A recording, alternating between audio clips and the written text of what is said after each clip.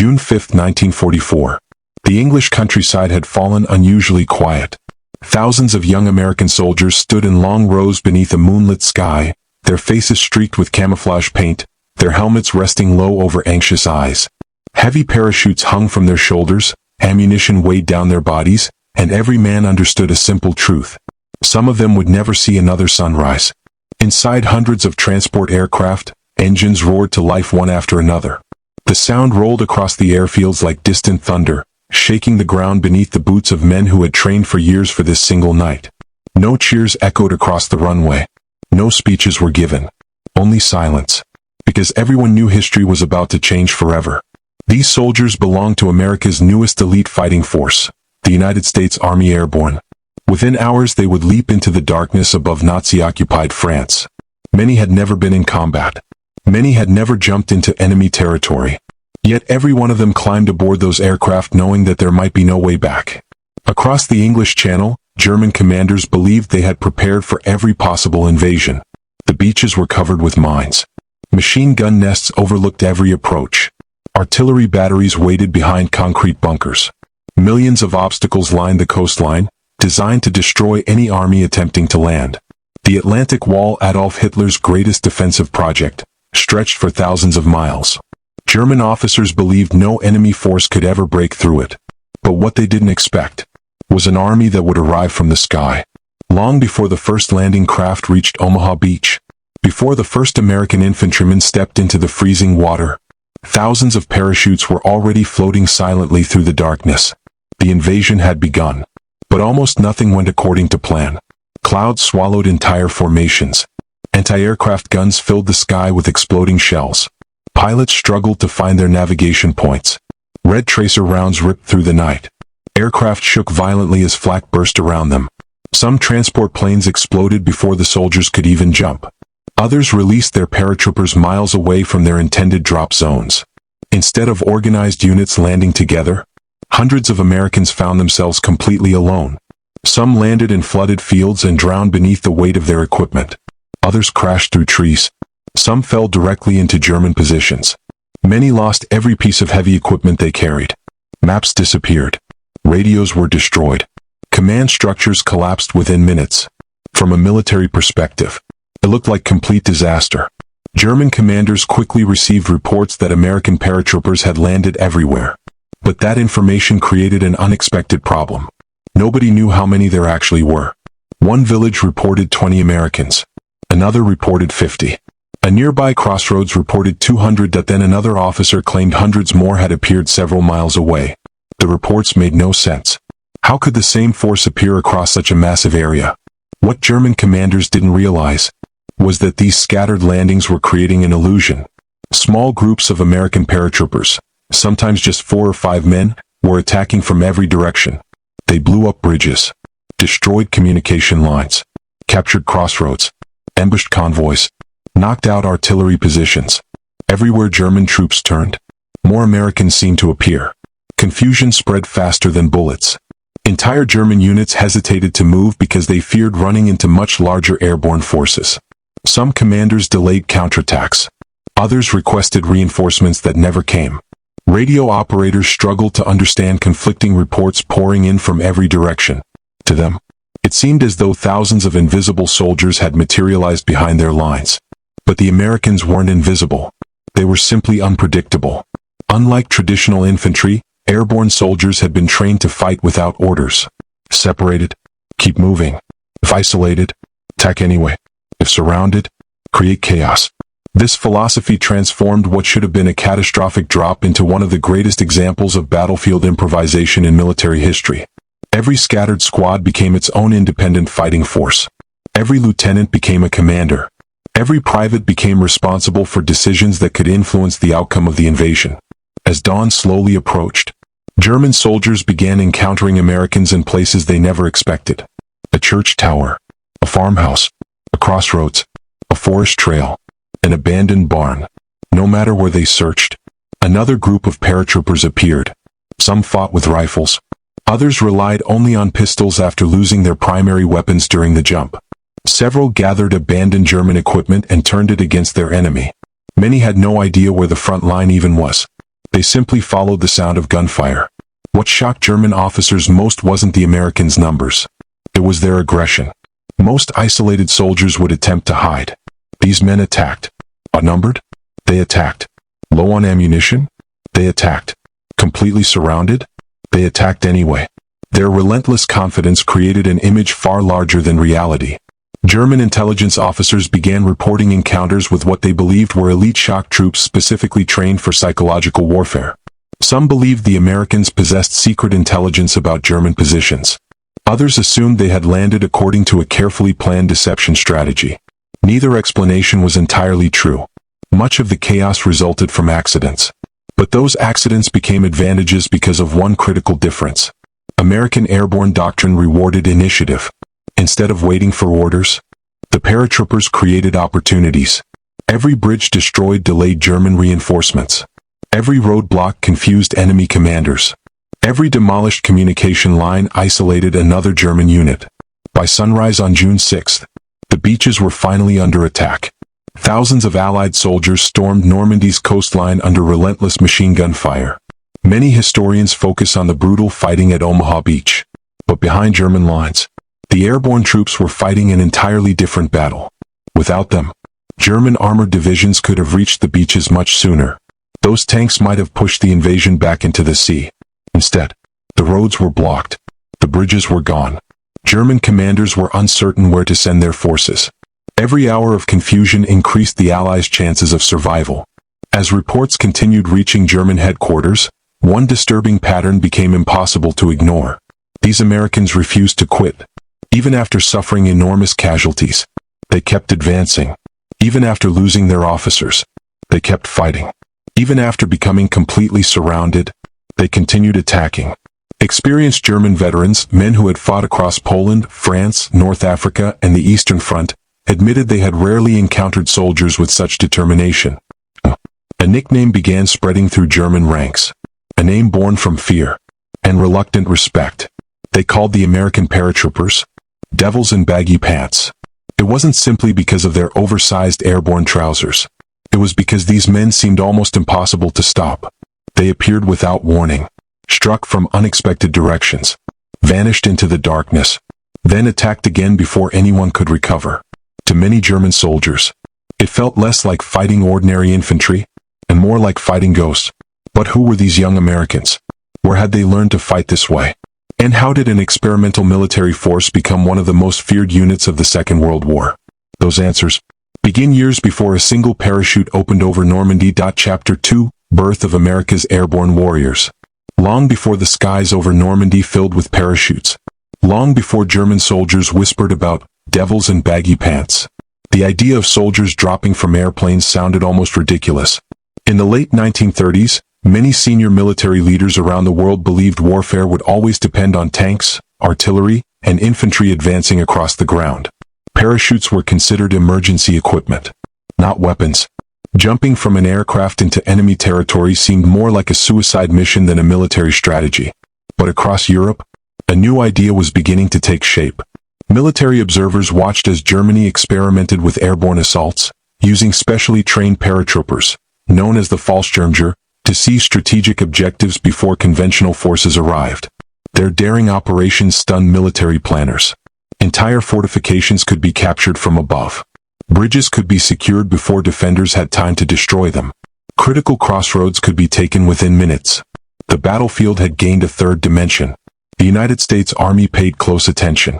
Although America had not yet entered World War II, several officers believed the future of warfare would belong to armies capable of striking anywhere, even behind enemy lines. The challenge was enormous. There was no American airborne doctrine, no experienced instructors, no proven training methods.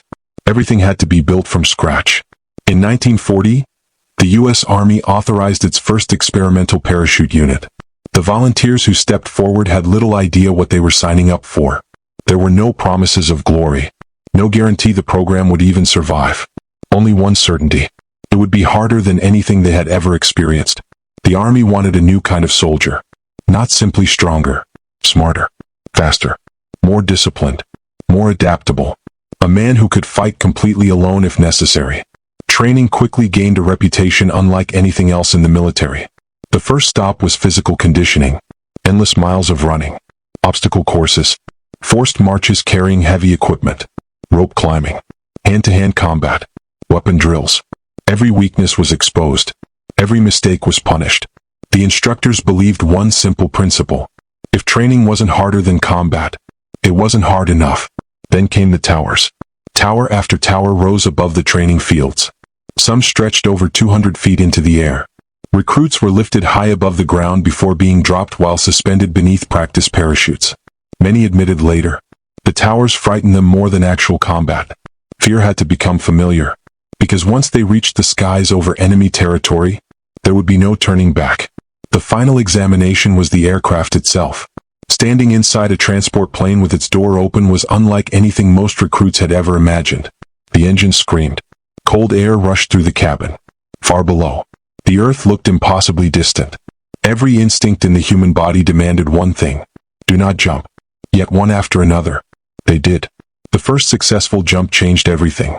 Fear gave way to confidence. Confidence became pride. Only those who completed every requirement earned the coveted silver parachutist badge. Even more famous were the wings. Those small pieces of metal represented something few Americans could claim: membership in one of the toughest military organizations ever created. Then came another symbol, one that would eventually become legendary. The maroon beret had not yet become standard during World War II, but airborne soldiers developed an unmistakable identity through their jump boots, parachute wings, and specially designed uniforms. Among those uniforms, one feature immediately stood out: the oversized reinforced trousers. Unlike standard infantry pants, these baggy uniforms contained extra pockets for ammunition, grenades, medical supplies, maps, and survival equipment. Every inch served a purpose. To German soldiers seeing them for the first time, the trousers looked enormous, almost strange. Years later, those pants would inspire one of history's most unforgettable battlefield nicknames. But before earning that reputation, America's airborne forces had to prove they could survive real combat. The Army organized elite divisions unlike any it had fielded before. The 82nd Airborne Division transformed from a traditional infantry division into one of America's first airborne formations. Soon afterward came the 101st Airborne Division. Young volunteers flooded into these units from every corner of the country. Farm boys from Iowa, factory workers from Detroit, college students, teachers, mechanics, cowboys from Texas, coal miners from Pennsylvania, immigrants chasing the American dream. Despite their different backgrounds, training erased those differences. Every man became part of the same brotherhood. They developed a saying that perfectly described their mission: first to fight. It wasn't just a slogan. It became their identity. Whenever America planned a major operation, airborne troops expected to arrive first, and often alone. Unlike conventional infantry, they couldn't rely on tanks for protection. Artillery usually landed hours later. Supply trucks didn't exist behind enemy lines. Everything they needed had to be carried on their backs. A fully equipped paratrooper often jumped carrying more than 90 pounds of gear: parachute, reserve parachute, rifle or submachine gun, ammunition, grenades, medical kit, entrenching tool, water, rations, explosives, radio batteries, extra clothing. The weight made movement exhausting. Landing safely became difficult. Many suffered broken ankles, fractured legs, or severe injuries before ever firing a shot. Yet they kept volunteering. Why? Because airborne soldiers believed they belonged to something extraordinary. General Dwight D. Eisenhower later recognized the enormous value of airborne forces.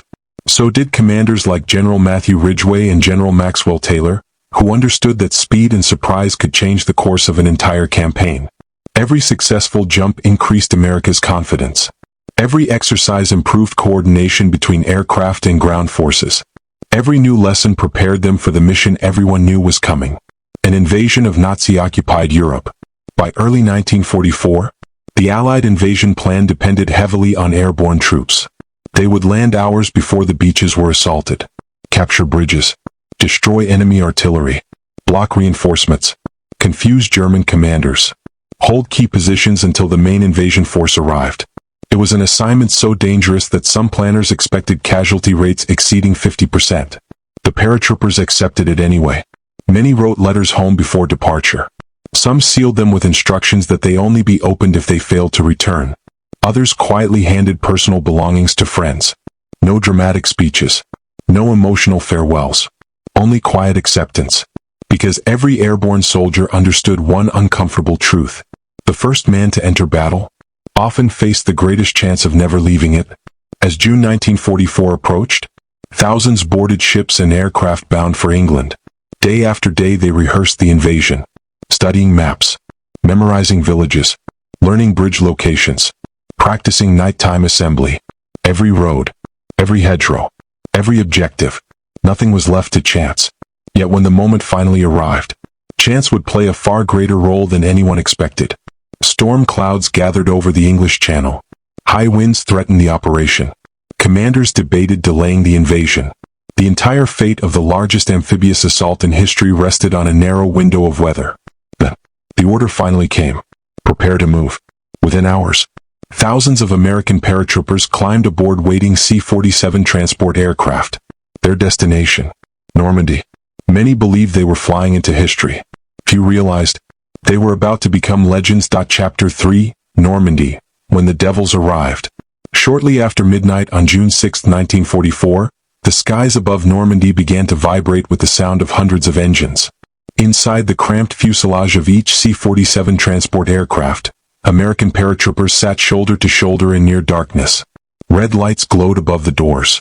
The men checked their weapons one final time. Some prayed. Some stared silently at the floor. Others tried to hide the fear that tightened in their stomachs. Then the anti-aircraft fire began. Black bursts of flak exploded around the aircraft formations. Tracer rounds streaked upward through the night. Pilots swerved violently to avoid the heaviest fire. Entire formations drifted off course. For many paratroopers, the first sign that the invasion had gone wrong was the sudden feeling that their aircraft was no longer where it was supposed to be. The red light turned green. The jump masters shouted, "Go, go, go," and thousands of Americans stepped into the darkness, scattered across Normandy. The plan had called for organized drops near carefully selected objectives. Reality looked very different. Strong winds carried parachutes far from their intended landing zones. Some men landed in orchards. Others crashed through hedgerows. Many hit flooded fields where the weight of their equipment dragged them underwater. Entire squads disappeared into the night. Lieutenants landed miles away from their platoons. Radio operators lost their sets. Heavy weapons vanished. Maps were soaked or torn away during the jump. In some places, a single American soldier stood alone in enemy territory with no idea where the rest of his unit had landed. Yet something remarkable happened. Instead of collapsing into confusion, the paratroopers began fighting immediately. Saint-Mère-Église. One of the most famous battles of D-Day unfolded in the small French town of Saint-Mère-Église.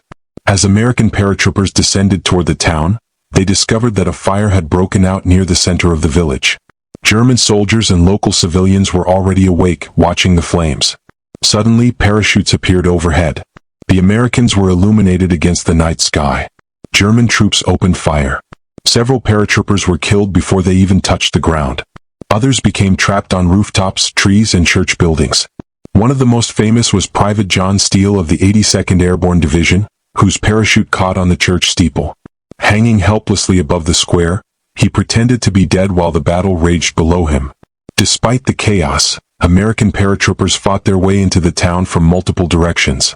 Small groups linked up, attacked German positions, and gradually seized control of the village. By dawn, Saint-Mère-Église became one of the first towns liberated by Allied forces. For the Germans, it was a disturbing sign. The Americans had appeared out of nowhere. The Bricourt Manor assault. Farther inland, another fight was unfolding that would become legendary.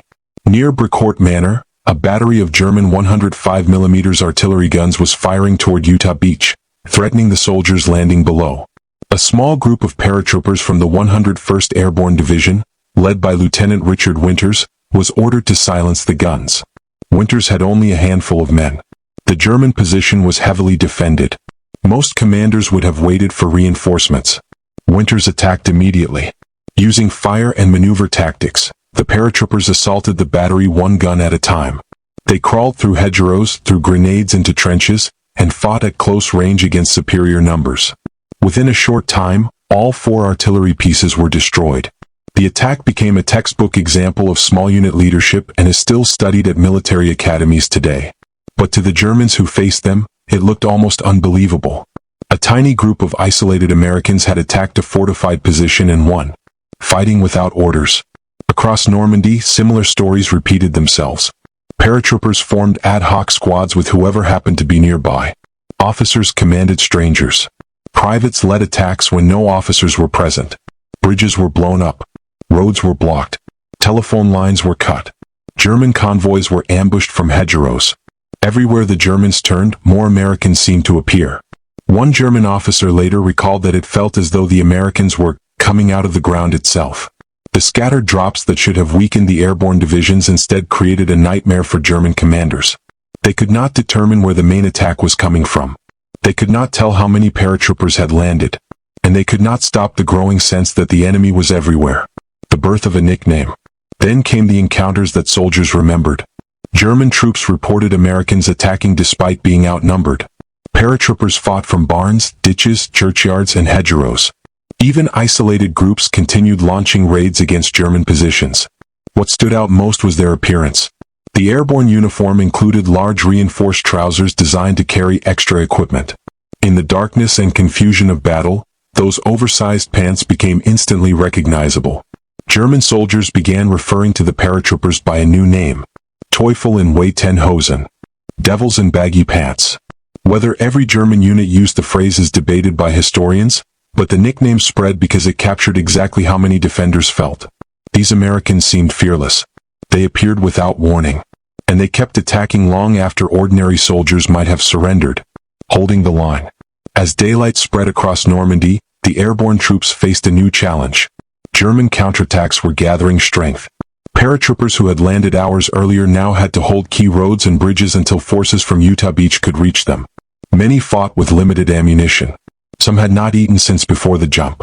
Others had been awake for nearly 24 hours. Yet they held.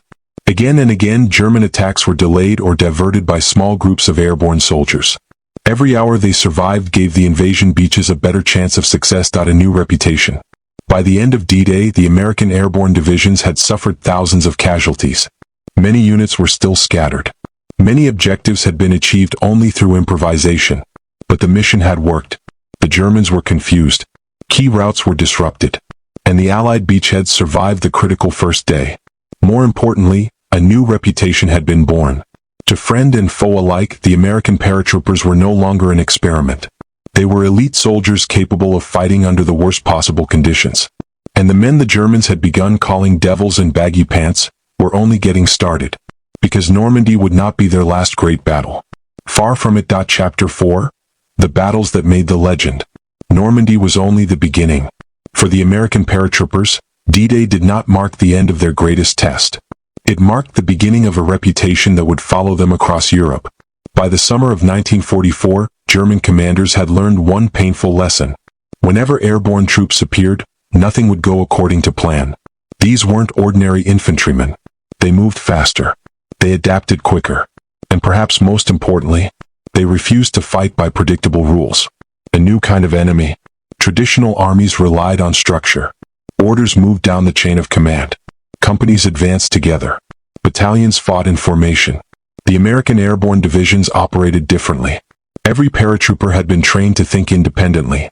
If communication failed, continue the mission. If the commander was killed, someone else took command. If no officers remained, the most capable soldier led the attack. German officers found this incredibly difficult to counter. Destroying headquarters often crippled conventional units. Destroying an airborne headquarters rarely stopped the mission. Because every soldier already knew the objective. Operation Market Garden.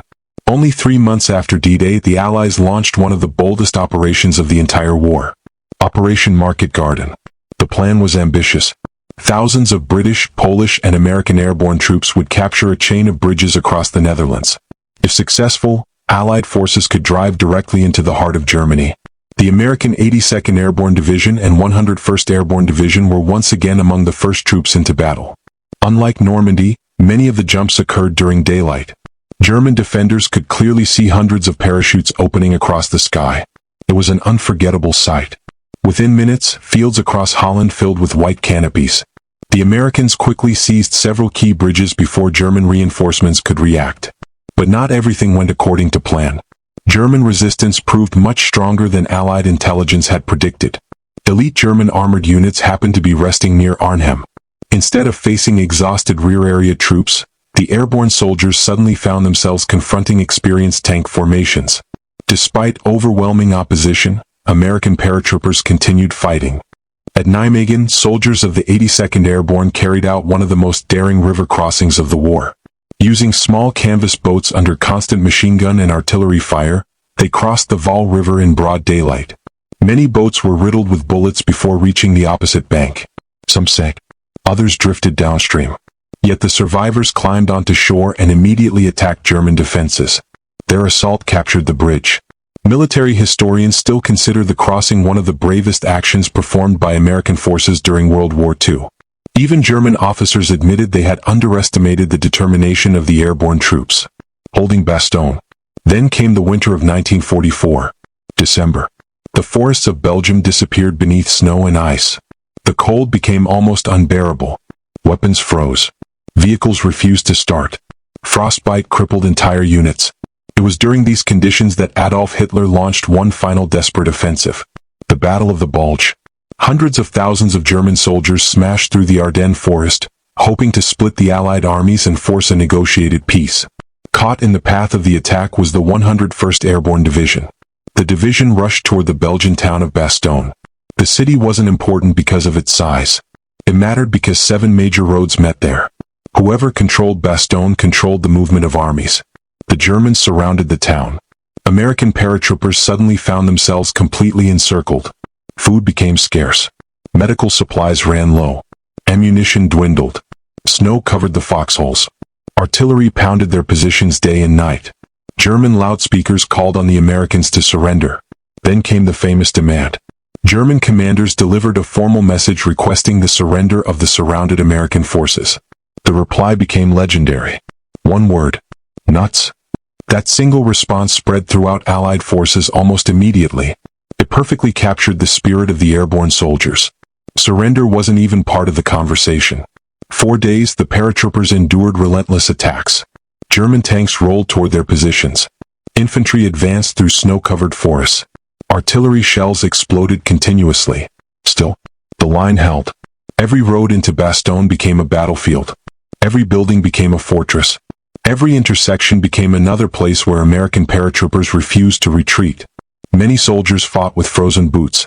Some wrapped blankets around their feet because proper winter clothing had not arrived. Others shared their last ammunition with neighboring squads. Medics treated the wounded inside freezing churches and cellars. Despite everything, the defense never collapsed. When General George Patton's Third Army finally reached Bastogne, they found exhausted but unbroken airborne troops still holding the town. The German offensive had failed. And once again, the reputation of America's airborne forces had grown even stronger. Why they inspired fear. German reports from late 1944 often described American paratroopers as unusually aggressive. They attacked quickly, counterattacked immediately after being hit, rarely abandoned important positions. Their training emphasized initiative over hesitation. This made them extremely dangerous during chaotic situations where conventional armies often struggled. Experienced German officers understood that defeating airborne troops usually required overwhelming force. Even then, victory often came at a heavy price. The nickname, Devils and Baggy Pants, reflected more than appearance. It reflected respect earned through repeated encounters on the battlefield. Because these soldiers had demonstrated something every professional military recognizes. Discipline under impossible conditions. Courage when isolated. Leadership when no orders remained. Brothers in combat. Perhaps the greatest strength of the airborne divisions wasn't their weapons. It was their trust in one another. Paratroopers developed bonds unlike almost any other soldiers. Every man knew the risks of jumping from an airplane into enemy territory. Every man depended on the others for survival. That shared experience created extraordinary loyalty. Veterans often described the airborne as a family, not because they agreed on everything, but because they had survived things few people could ever imagine. Many friendships formed during those years lasted for the rest of their lives. Even decades after the war, reunions between former paratroopers were emotional. They remembered the friends who never came home, the men who disappeared into the darkness over Normandy, the soldiers who fell in Holland. the defenders who froze in Bastogne. Those memories never faded. As the war entered its final months, Germany's defeat became inevitable. But the legend of the American paratroopers had already become permanent. The men once dismissed as an experimental force had become one of the most respected fighting organizations in military history. Yet their greatest legacy wasn't simply winning battles. It was changing warfare forever. Chapter 5. The Legacy of the Devils in Baggy Pants. The guns eventually fell silent. By the spring of 1945, the Third Reich was collapsing. German cities lay in ruins. The Nazi regime was nearing its end. For millions of soldiers across Europe, the war was finally coming to a close. But for the American paratroopers who had jumped into darkness, fought behind enemy lines, and survived some of the fiercest battles in modern history, the war had changed them forever. Many were barely in their 20s. Some had enlisted straight out of high school. Others had never traveled beyond their home state before boarding a ship for Europe. Yet within a matter of months, they had become veterans of battles that would be studied for generations. Their uniforms were worn. Their boots were scarred. Their faces looked older than their years. And many carried memories that would never leave them. More than a nickname. The phrase, "Devils in Baggy Pants," has become one of the most famous nicknames associated with American airborne troops. Whether every German officer used those exact words has long been debated by historians. Some surviving wartime documents do not contain the phrase, while many veteran accounts and post-war retellings helped popularize it. But one fact is beyond dispute. German soldiers repeatedly described American paratroopers as exceptionally aggressive, determined, and difficult to defeat. Again and again, Allied intelligence reports, battlefield accounts, and German memoirs described the same qualities. They attacked unexpectedly. They adapted quickly. They continued fighting after suffering heavy casualties. They refused to surrender ground easily. Whether spoken in those exact words or not, the nickname captured the fear and the respect that airborne troops earned on the battlefield. Sometimes, legends are born not because of a single sentence, but because thousands of soldiers experienced the same enemy in the same unforgettable way. Changing modern warfare. Before World War II, airborne operations were considered an experiment. After Normandy, no serious military planner ignored them again. The success of American paratroopers demonstrated something revolutionary. An army could strike deep behind enemy lines before the main invasion even began. Bridges could be seized. Roads could be blocked. Communication could be disrupted.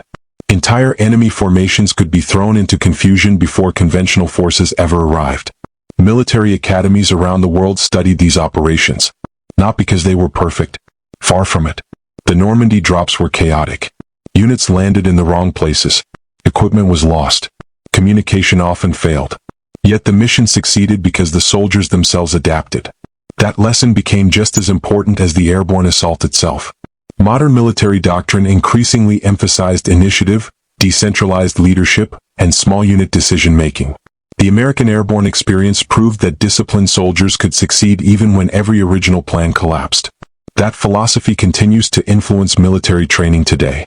The airborne spirit. The war eventually ended. Most paratroopers returned home. Some became teachers.